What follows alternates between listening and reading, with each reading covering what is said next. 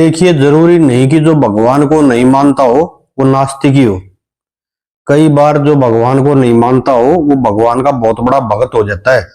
और दूसरी बात, इंसान को अपना कर्म करना चाहिए। वो भगवान का काम है कि कब उसको किस रास्ते पर लेकर आएगा, कब वो अपने पास उसको बुला लेगा, कब उसको अपना सबसे प्रिय भगत बना लेगा। तो इसी बात पर आधारित आज एक छोटी सी कथा सुनाते हैं आप लोगों को। अगर पसंद आए तो बस लाइक करना, शेयर करना और चैनल को कर देना सब्सक्राइब।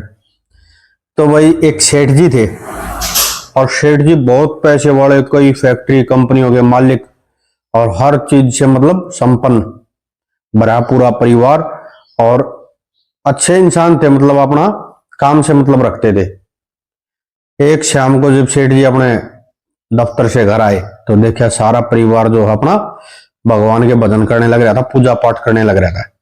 और सेठ जी जो था वो थोड़ा पूजा पाठ से दूरी रखता था, भगवान से थोड़ी दूरी रखता था। वो सिर्फ अपने काम से मतलब रखता था, ईमानदारी से अपना सिर्फ काम करता था, सिर्फ अपने काम से मतलब भगवान में कोई उसकी ज्यादा आस्था थी नहीं।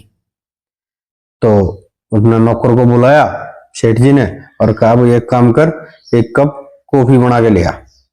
नौकर कॉफी बनाने के लिए गया और सेठ जी अपने कमरे में बैठ के अपना हिसाब किताब करने लग गए।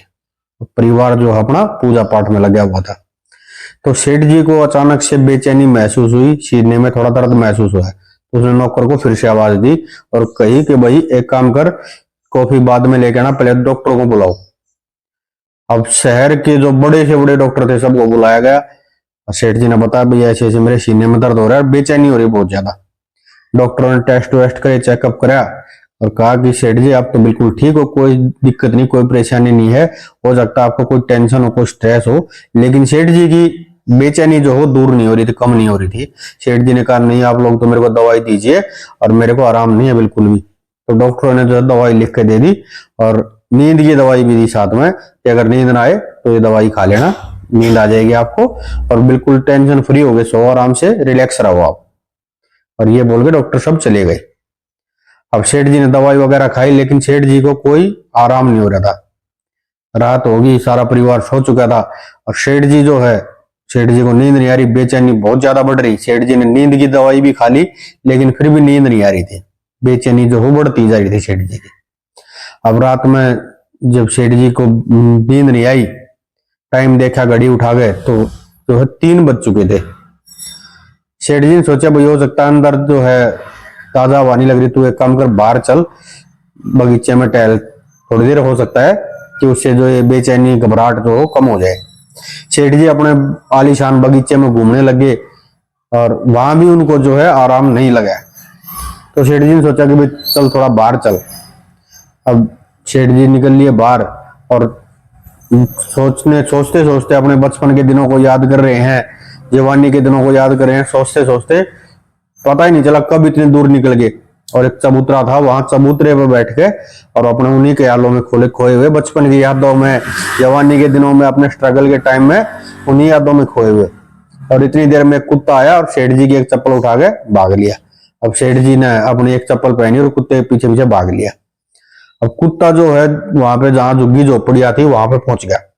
सेठ जी ने जब कुत्ते को अड़काया तो कुत्ता उस चप्पल को छोड़ के चला गया। सेठ जी ने अपनी दूसरी चप्पल पहनी और जैसे ही वापस चलने लगा तो सेठ जी को किसी औरत की रोने की आवाज आने लगी।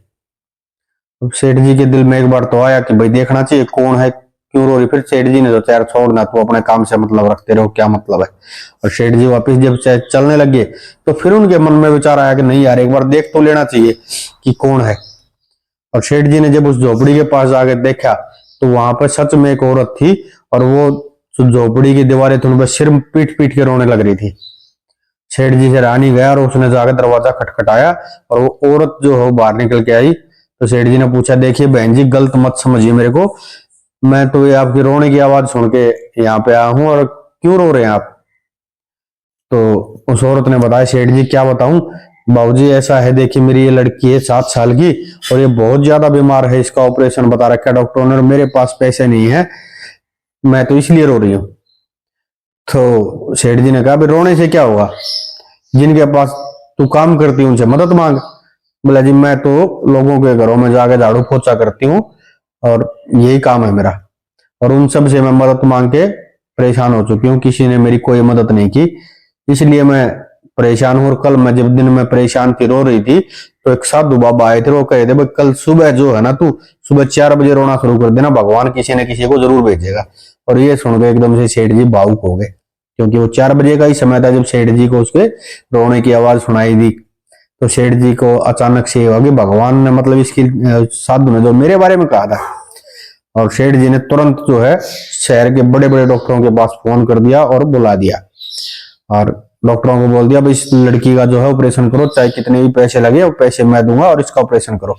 तो सेठ जी की बेचैनी तो उसी टाइम खत्म हो गई थी जिस टाइम पे उन्होंने डॉक्टरों को फोन किया और उसको बोल दिया कि भाई कोई दिक्कत नहीं है, जितने भी पैसे लगेंगे बिटिया के इलाज में सारे मैं दूंगा, और तू जो है कल से मेरे यहाँ जहाँ काम करने के लिए, मेरी बहुत सी फैक्ट्रियां, बहुत सी कंपनियां, जहां तेरा दिल करे वहां काम कर।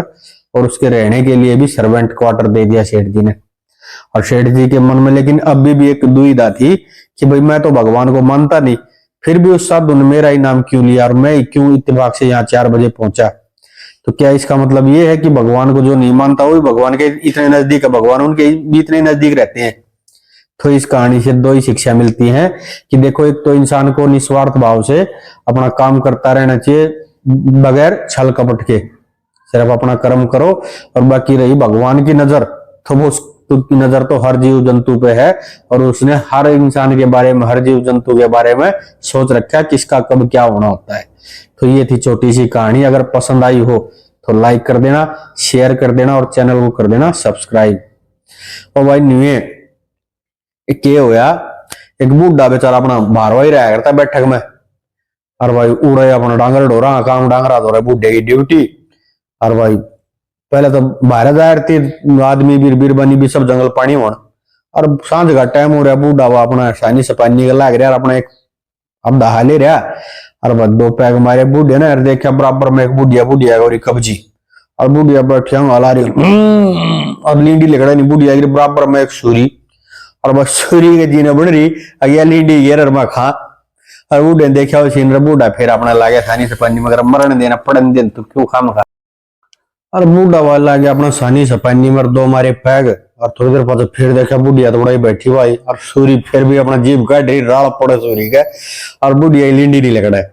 बूढ़े ने डांगर डूंगर भी बांध दिया, 2 मकोड़े फिर मारे, इतना सरूर भी पड़ लिया बुढ़िया का। और फिर देखा बुढ़िया फिर भी उड़ाई बैठी, सूरी का राल पड़ा भाई, बूढ़े इतना डिट्या गया, कहने वाला गेर देने को लींडी गेरती होता सूरी का ताप चढ़न हो रहा है।